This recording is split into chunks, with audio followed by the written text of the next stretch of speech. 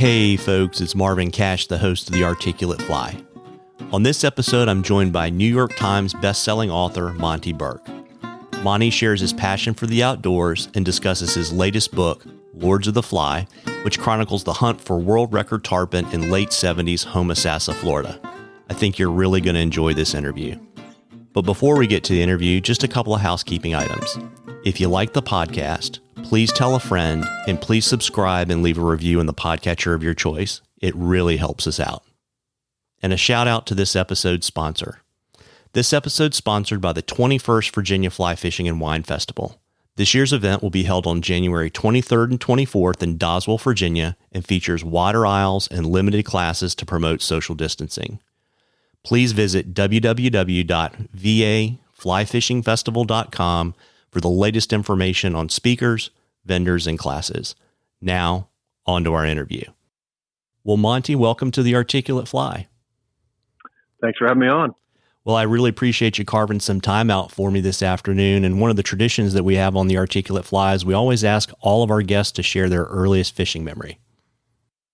Mine is with a spin rod.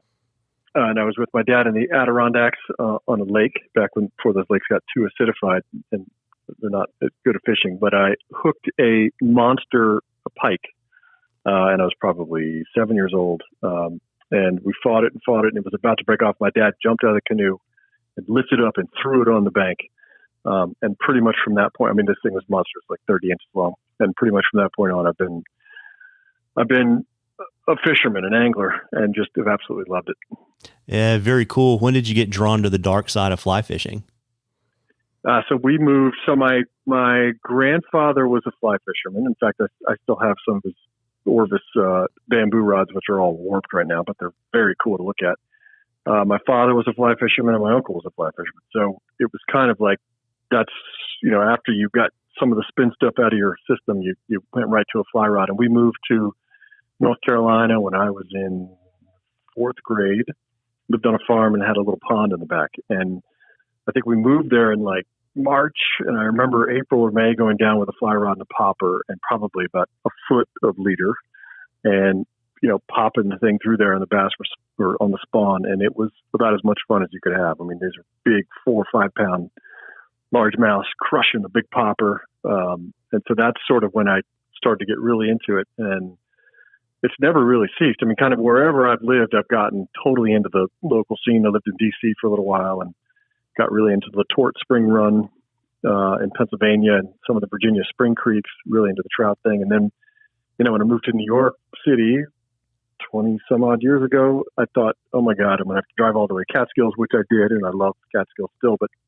I've actually found, surprisingly, that the fishing within the city is incredible, and the fly fishing is incredible. I mean, it's a long season, April to December. We got stripers, we got weakfish, we got bluefish, the albacore, false albacore are about to come through. The bonito are here right now. It's tremendously fun, really exciting. And I've really gotten into the saltwater game here.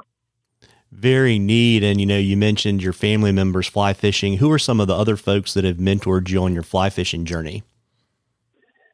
I've been lucky because of my job. I've been able to fish with incredible anglers, Atlantic salmon anglers and tarpon anglers and bonefish, bonefish geniuses and all sorts of stuff. So I've had a lot of different influences. I would say definitely my father and my uncle were the biggest influences, but I've been lucky enough to fish with some, with Steve Huff and Andy Mill. And there's nothing quite like being on the front of a boat, seeing a bunch of tarpon come down the ocean side of the Keys and having Andy Mill over your shoulder being like, tighten up that cast a little bit, get down a little bit. You can shoot that under the wind right there. That one, So I've been very, very lucky in that regard for sure.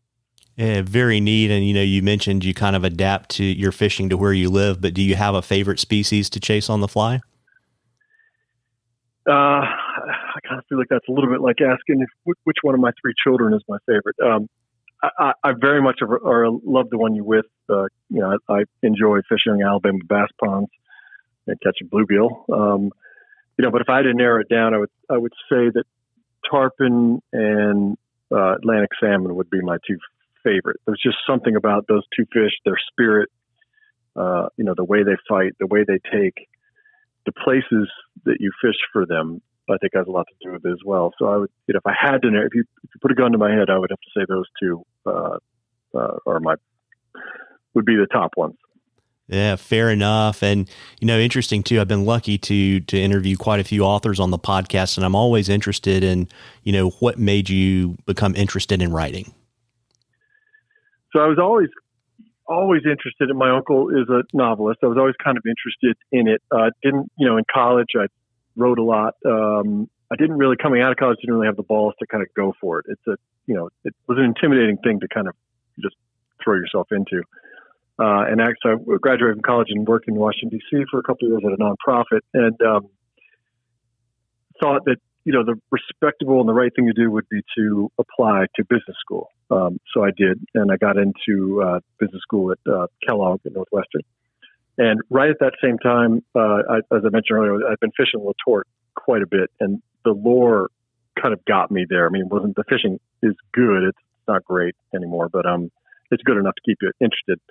But it was the lore. It was the Vincent Marinero and all these Charlie Fox and all these anglers of yesteryear who kind of came up with these cool innovations that we use today that really got me. And I remember I wrote a story about fishing. There was one guy left named Ed Schenk who actually just passed away about a year ago, kind of the old guard left. And I said, hey, I want to interview and do a story. I had no magazine to write it for, anything like that. I just called him up and he said, sure. So I fished with him for a day and then wrote a story and I sent it off to Sporting Classics. And I swear it was within a week of getting my acceptance at business school, I got a letter back from Chuck Wexler. I'll never forget. I still have the letter. And he said, I really liked your story. I'd like to buy it for $200. And I made what some people might say is the worst financial decision of my life. I've decided to forego business school and jump right into writing. And I got a job shortly after that. I got a job basically as a secretary at Sports Afield, which at the time was in New York, which is why I came to New York, and was a hunting and fishing magazine. Now it's a big game hunting magazine. But and that's sort of where I earned my chops. That was sort of journalism school. I had a lot of great editors there who sort of took me under the wing and showed me kind of how it was done, and took a little detour to Forbes for 15 or 16 years. But they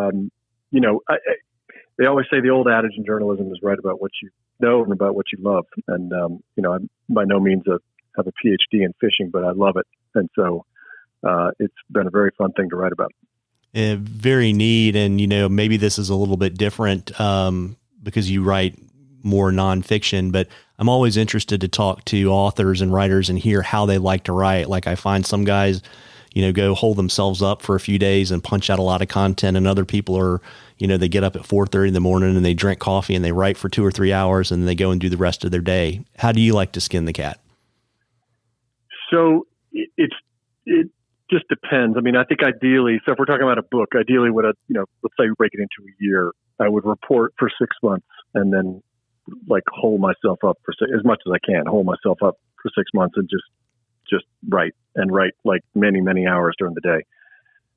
Corona put a little kink in all of that. I started for some odd reason getting up at 4:30, or I think it was, I had to teach the kids virtual, I had to kind of watch the kids virtual schooling during the day. So I started getting up really early and mainlining coffee and writing for a couple hours before they woke up. So I found, actually, I always thought that I have a little, basically my office here in Brooklyn where I've written all my books and lots of magazine stories. And I always thought, well, it has to be pristine. No one could be in the house. I've got to do it this way. And I've got to have my quiet time and all that kind of stuff, which is true. I prefer that. But what I've found over Corona is that you just kind of have to adapt and adjust sometimes. So, I've got a new puppy in here, 3 kids coming in all the time. And, you just crank it out when you can. So it's changing. I think ideally, though, I'd like to just sit down and crank it up, and really crank and sort of have a pretty strong routine, whether that's for magazine stories or books. Got it. And, what are some of the unique challenges to writing nonfiction? Well, I mean, it doesn't always go the way you think it's going to go. I guess that's one. A novelist can kind of, if something in the arc or the narrative arc is going, they can control that. You can't control that with nonfiction, which is kind of a funny thing. I mean, I think novelists are magicians. I can't imagine, good novelists, coming up with all that stuff in your head. It's incredible what the worlds they come up with. But with nonfiction, you kind of have to follow the story, and it doesn't always go the way you think. And in fact, with books, I've always found it really interesting that so you write a proposal to sell it to the publisher, and I always look back at the proposal when I'm done with the book and be like, man, I didn't know what the hell I was talking about. So it's about diving in and interviewing people. And then, one of the main things I learned, one of the great things I learned when I was at Forbes, when you get there, they make you fact check for like 6 months, just pure fact checking. So all the big wigs are writing these big stories about Coca-Cola or Google or whatever, and you have to fact check every line.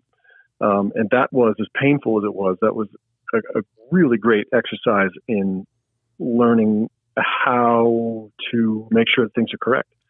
And so that's, that I wouldn't call that a unique challenge. I think, everyone should do that, whether you're writing nonfiction or fiction, really. I mean, if you're talking about stuff that's factual, but, again, the facts sometimes are out of your hands. I mean, you can have a story that looks perfect if so-and-so does this, you think that person's going to do that, then you find out after talking to them they didn't do it. So you got to kind of change the whole thing, but that's the way it goes. So it's super fun. Super fun.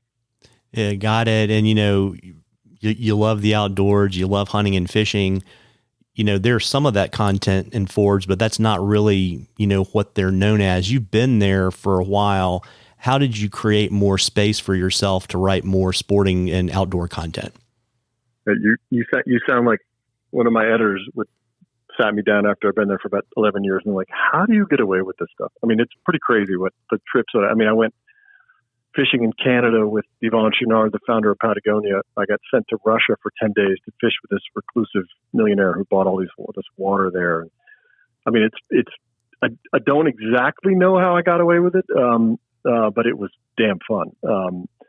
So, the basic premise was it had to be a profile of a business person or someone in the Forbes 400 or something like that. So, it just so happens that those people tend to like to fly fish, and they fly fish in really cool places. So, if the opportunity ever presented itself, I certainly jumped on sort of a fishing related venture. I give you one example. There was the CEO of Rich Food Products, which is this Buffalo company that basically makes McDonald's hamburger buns, and they're just everywhere. Rich Food Products, you wouldn't know it, but they're the ones who furnish all the buns for fast food restaurants. And I was assigned to do a profile on him. I called him up and he said, "Yeah, I've read some of your stuff. You like fishing?" And he's like, "Let's go fly fish for marlin out in New Jersey." And I was like, "That sounds good to me."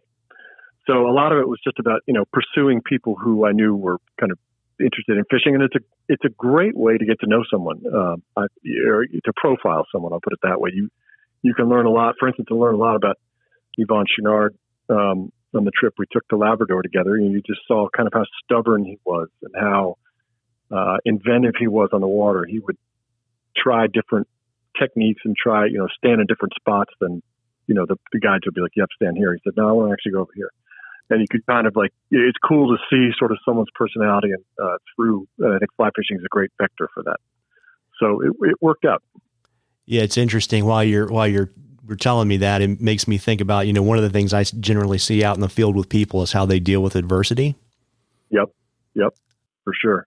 Yeah, when a sudden rainstorm comes up or something. Yeah, or even worse. Yeah.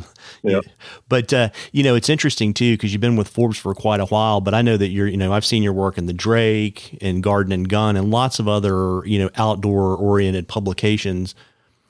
How do you juggle having so many masters? I just love the editors I work for. I mean, Tom By at the Drake, I think, is a great editor. David Benedetto at Garden and Gun is a great editor, and he's become a great friend. And, you just, every once in a while you have to say no, but when someone comes to you and says, "Hey, do you have an idea?" or "Hey, or here's an idea for you." I'm pretty much full-time freelance. I'm a contributor now at Forbes too. So, you kind of got to jump at the opportunities, when you can do them. But I think a lot of this journalism game is, if you're if you're a writer, is about finding an editor who you like, and whose interests are sort of like yours, and who edits really well. I mean, I think that's that's kind of those are the keys. And I've been very, very lucky to find, people who are really at the top of the game. And again, I think the Drake is fantastic. I think Garden Gun is absolutely fantastic. So, I've just been very lucky there, really. Yeah, very neat. And I guess, the biggest news in your writing life is, I guess, about a week ago or so, you released Lords of the Fly. And and I was really curious to kind of, we were talking about you write proposals to publishers, kind of what was the genesis for writing the book? So it was really interesting because I was coming off writing 2 books about football coaches, and my agent and the editors I work with were very excited about those books because they're, they just have a broader base. I mean, the last one I did was about Nick Saban in Alabama. And obviously there are a lot of people who are interested in Nick Saban in Alabama, more so than fishing. So when I kind of presented this idea, they were sort of like raised eyebrow, like, really? And then I kind of talked to them about it, told them about it, and I think they saw how passionate I was about it, and they said, sure, let's do it. And I'm damn glad we did, because it was super, absolute joy to work on. But so that idea was, it came from a magazine story. It started that way, I guess. Back in 2010 or 2011, I can't remember, I was assigned by Garden Gun to go do a story on a guy named Steve Huff, who's now in Everglades City, but's kind of been in the Keys. And it was a profile, and they actually titled it The Greatest Fishing Guide Alive. I mean, he maybe inarguably is the greatest fishing guide alive right now, just in terms of records and people he's guided and all the innovations he's had. And Steve and I became pretty good friends, and I would return, and I went back every year to go to fish with him. And, on the water and off the water, he would sometimes mention this word Homosassa. I had no idea where Homosassa was. I didn't really know what it was. It turned out to be a town 70 miles north of Tampa. But the word just sounded enchanted, sounded poetic. And he would tell me about this crazy period that he was involved in the late 70s and early 80s when, literally all of the best fly fishermen in the world at the time and the best guides in the world at the time were all there at the same time after the same goal, which was the world record tarpon. So you had people like, Lefty Cray was there for a little while, Stu Apt was there, Ted Williams, Billy Pate, Chico Fernandez came in and out, Flip Pallett was there for a little while. The list Tom Evans, the list kind of goes on and on. So it was I just loved hearing. So I'd follow up and ask questions about it. He would tell me stories, crazy stories about the wild on what happened on the water, the wild stuff that happened on the water, but also the wild stuff that happened off the water. And so that kind of stuck with me. And then a couple of years later, I was assigned to do a story on Andy Mill, and went down to the Keys and fished with Andy and his son Nicky. And Andy also, although he'd been a Homosassa, he wasn't kind of part of that scene, but he knew all those guys. And he said, you got to write about this era. It's disappearing. These guys are getting older, and it was fascinating, all this kind of stuff too. And so I said, that sounds cool. I wasn't like totally sold. And then I think it was sometime in 2018, Andy called and said, you got to do this. And I'm going to put you in touch with this guy, Tom Evans, who's 82 years old, and just interview him and see what you think. So I actually drove up to Vermont, where Tom Evans is now, and sat down with him for a day and just talked about Homosassa and talked about fishing for the world record. And he's owned it 7 times. He sort of was unknown to me to a certain degree. I'd heard the name, but I didn't realize sort of the significance of the name. So he's one of the great big tarpon anglers, fly anglers of all time. And after that meeting with Tom, I drove home and I said, holy crap, this is amazing. This is an amazing story. And it's, not only if you just talk about that little part in Homosassa, but also write about sort of what led up to that moment in time, which is arguably the sort of apex of fly fishing in salt water, maybe the apex of fly fishing, and a time that had never been seen before, and a time certainly will never be seen again. And then also write about kind of what happened after Homosassa. And, one of the great blissful things about diving into a subject like this is you realize how connected things are. I didn't realize that, for instance, that Chico Fernandez and Flip Pallett were somehow connected to Homosassa. I didn't realize how Chico and Flip were also connected to Tom McGuane and Jim Harrison, those guys who were down the Keys filming that cool movie and making tarpon fishing look so cool. I didn't realize how Billy Pate and Tom Evans are connected to the guides and the anglers of today, like Nathaniel Linville and David Mangum and these incredible, innovative guides now. So I think it was Chekhov who wrote something like, if you lift one end of the story, the other side shakes. Basically, there's this kind of this cool narrative arc that went through this whole book. That and it was just really, really cool. So that was sort of that was a long-winded answer to the genesis of it, but that's kind of how it happened. And then I basically took about a year and a half to do the whole thing. I reported it. Went to Homosassa 3 or 4 times. Went to the Keys. Went to the Everglades. Did one side trip to Montana to hunt down McGuane and get his story. So it was just so cool. I mean, the reporting was cool. What a great excuse to interview Stu Apt and interview Chico Fernandez and Flip Pallett. And then the writing was really cool. But it just it just was so fun. It was so fun.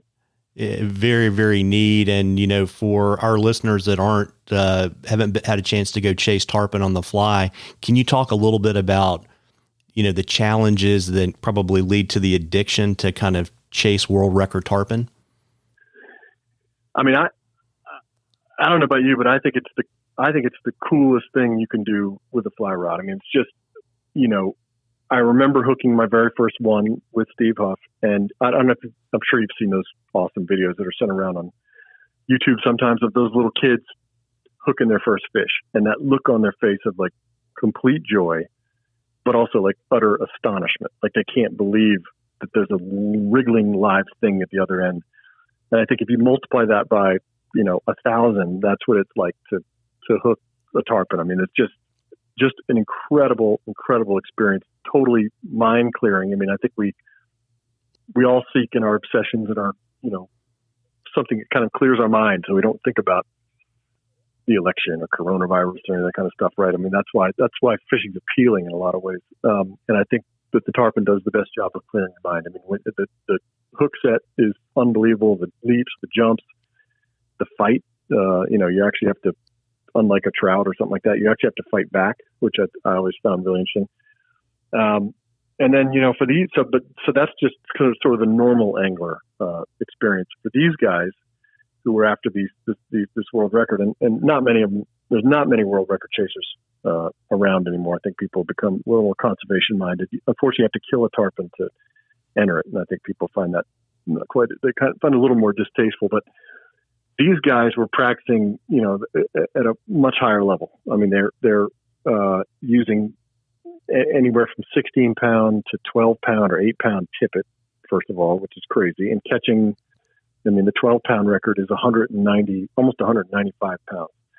So the skill and the art of that is just unreal.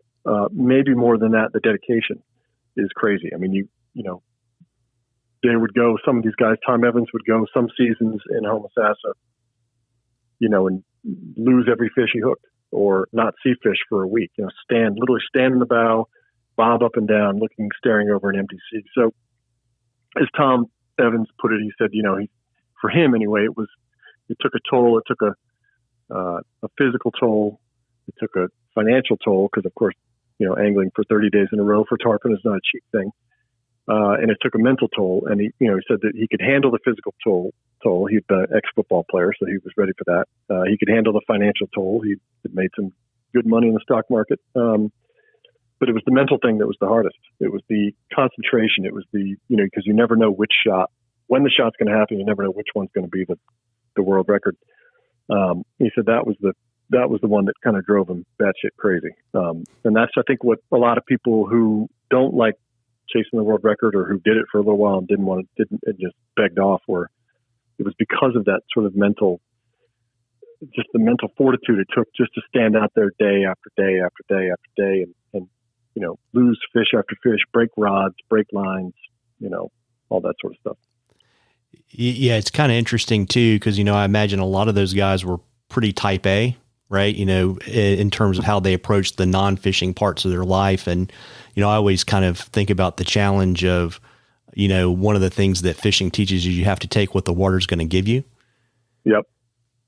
Yeah. And you're right. So like in their other lives, these were particularly in that era, were relatively wealthy or successful folks, and they were used to having things their way. So they sort of had to bend that part of their personality to the Tarpon was going to tell them what to do, pretty much. Yeah. And as you mentioned earlier in the interview, you did a lot of interviews to kind of research and prepare for the book. Do you have any of them that stand out any more than any of the others?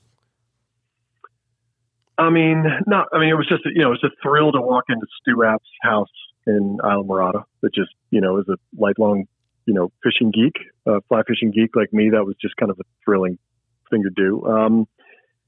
But they were all, most, I did probably 80% of them in person. The ones on the phone, sometimes by necessity you have to do that, but they were all cool. I mean, it's what you find is it's sort of like a tribe. Someone might call it a cult, but this Tarpon thing is like, you can just tell when it's hooked somebody, and you can tell by their enthusiasm when they talk to you. It's just, that enthusiasm is really infectious. And so it got me kind of even more pumped up. But I mean, it was fun. I mean, I did some of them on a boat, like Steve Huff, I interviewed on a boat with Tom Evans. I was on the boat with his crew for, I don't know, 20 days at least. The Flip Pallet and I had a bison burger in his house. I mean, they're memories that I'll always have of, talking to people that I've, been reading about since I was 13 years old. And people who, it's just really cool. It's like a baseball fan getting to, interview Derek Jeter and Mike Trout. And, it's just cool. As a fan, it was very cool. Yeah, absolutely. And, so Lords of the Fly is set kind of in the Homosassa, kind of in the late 70s, early 80s. Can you tell us a little bit about the state of the tarpon fishery there today? And, you mentioned that people are not really chasing world records as much as they used to because they don't want to kill the fish, Yep. but it'd be kind of interesting to kind of get in the time machine and come forward and kind of learn a little bit more about what the fishery is like today. Yeah. So I write about that because it was really interesting. So it got, during this period, one fun thing to research was all the attention it got. It got, the New York Times wrote a story about this chase. Sports Illustrated wrote a great story about all these guys down there. ABC did a special on it. 3M, which owned Scientific Anglers at the time, did a whole movie about it. Like, it was just really kind of interesting how much attention it received. And of course, with all that attention, more people heard about it. People like Bobby Orr and Jack Nicklaus were like, we're going to go down there and try to catch it. So people just started parachuting in, and it's not a huge, I mean, it's 15 to 20 miles of flat basically, but when you have 200 boats out there, it can seem a little bit crowded. So, one of the reasons I think the tarpon, basically Homosassa, they biologists think anyway, had a certain subset of very, very large tarpon. They were shorter, but they were hugely fat, that came to Homosassa.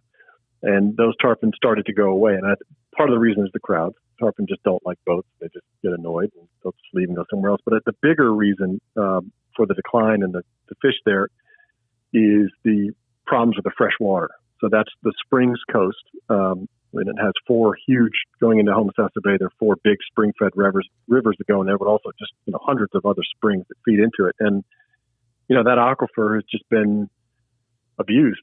I mean, there is very little regulation about who can tap into that aquifer. It's basically like just the state and the real estate around it has become a huge straw, and they drink up all the water. And so that doesn't go into the bay. And it sounds funny when you think, oh, fresh water shouldn't mean that much, but it does, because it's what keeps the mangroves alive, which is very important for its species. And also the fresh water is actually what keeps the blue crabs, which were once so abundant there that Steve Huff was telling me he put his pole down, you could feel them clicking on the pole. They were everywhere. And every tarpon they caught, would just gorge a bunch of blue crabs all over the boat. And so, once the water quality has just gone down since starting in the 70s, to the point now where the salinity actually goes up into the rivers. And so I think when you put that together with the crowds, the tarpon just left. They didn't have enough food to eat there. They were annoyed when they got there. And so they pretty much left. Now, it's a big mystery about where they went. I mean, tarpon lived to 70, 80 years. So some of those fish, even some of the fish that back in the 70s, or theoretically could still be around. There's lots of people. Some people think they went to Boca Grande. Some people think they're now in the Panhandle. But it's a real shame. That was sort of the cathedral, the sort of Yankee Stadium of saltwater fly fishing, and now it's empty. There's no team that plays there really anymore. I mean, it's just been kind of destroyed really through things that could have been avoided, really through negligence. There's still enough big fish that come through every year. There's always one or two really great days when, there's big strings of huge fish coming in, and that keeps some people's hopes alive. It makes everyone feel like for at least a day or two, things are going to be like they were. But when you talk to these old timers who were there, they would see, Steve Huff says 10,000 fish on the flat, 10,000 fish just happy and, burbling around. And you certainly don't, in my years there, my 2 or 3 years I've been there, you don't see 10,000 fish. You see like a dozen, maybe. I mean, so it's pretty sad and a little poignant. And, I think that was one of the things I wanted to really get across in the book was that, we got to take care of this stuff if we care about it. We should be paying more attention to these kind of things, because I think Homosassa really could be seen as a microcosm for the state of Florida, and really maybe a microcosm for the state of the way that we treat our natural resources all over the country and maybe even the world. Yeah, it's interesting that you say that, because I sometimes think that we have a tendency to love things to death. Yep. And also, you hear this term all the time, recency bias, which, like a lot of other buzzwords, can sound a little icky, but it's real. It's really true. I mean, when I've been in the Keys and tarpon fish, you see all those tarpon going by. I'm like, oh my God, this is amazing. When I first went to Homosassa and I saw these giant, 150 pound, 180 pound tarpon, I saw maybe 3 or 4, and I was like, oh my God, this is just incredible. But of course, my baseline is so different from people who were there even like 20 years before, but particularly people who were there in the 70s. And it's just kind of an interesting phenomena that,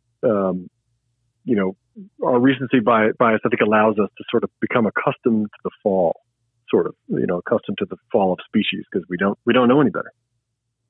Yeah, absolutely. And so if someone wants to learn more about Homosassa and the fishery there, where can they find Lords of the Fly, Monte? It's on Amazon, of course. There's a great website called IndieBound, which will help you find it at your local independent bookstore. And it's in Barnes & Noble, and it's pretty much, as they say, anywhere where books are sold. There you go. And, obviously COVID has impacted so many things in our life, and I'm sure it impacted the rollout of the book. Do you have appearances scheduled in 2021 to promote the book and maybe give folks a chance to spend some time with you and get a copy signed? Not as of yet. And you're right. It's very strange. And what was strange for me is to be home for launch day. Usually, for the Nick Saban book, I was in Alabama, barnstorming the state. For all my other books, I haven't been home for launch day. You're usually out at a bookstore signing, and you're doing, all sorts of kind of in-person things. And I haven't been able to do that this time, which is really a bummer. It's so much fun to go around and just talk to people. I miss that terribly. So, we've supplemented that with, podcasts like this and, lots of Zoom calls and all that kind of stuff too. But, so I as of right now, we put everything on hold. So I don't really know, but if there's an opportunity to get on the road and go to some bookstores and go to some fly shops, I'm certainly going to take it. Yeah. And for folks that want to track that and kind of, generally follow your adventures, where should they look on social media and on the internet?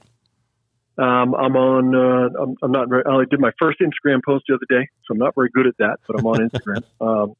I'm on, as a journalist, I use Twitter a lot more. So Twitter is one spot, and Facebook as well. And I also have a website, just monteburke.com, but I don't usually post much new stuff on that, but that's a good way, to get my email address or whatever. And that's the way.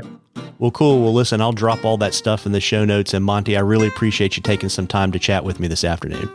Awesome. Thank you, Marvin. I really appreciate it. You bet. My pleasure. Well, folks, I hope you enjoyed that as much as we enjoyed bringing it to you. Again, a shout out to this episode's sponsor, our friends at the Virginia Fly Fishing and Wine Festival. please remember to check out www.vaflyfishingfestival.com for all of the event details. Tight lines, everybody.